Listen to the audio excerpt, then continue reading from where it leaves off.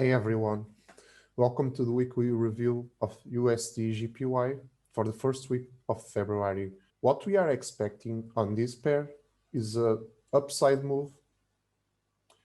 We were on this correction from the main trend from March 2020 until now.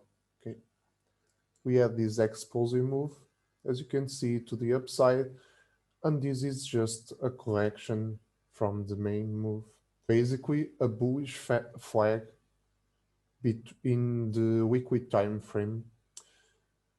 After we hit the bottom, the trend will just resume to the upside. So look only for buys on this pair and look for the best entries.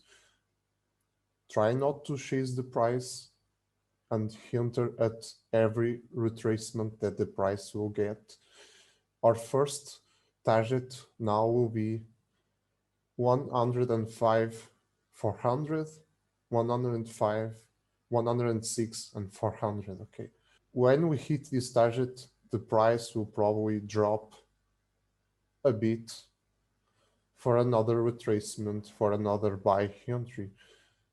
But my suggestion is to stay wholly on buys, and eventually our final target will be up in this area. Okay. But for now, focus on this first target. That's it for USDJPY. See you next week.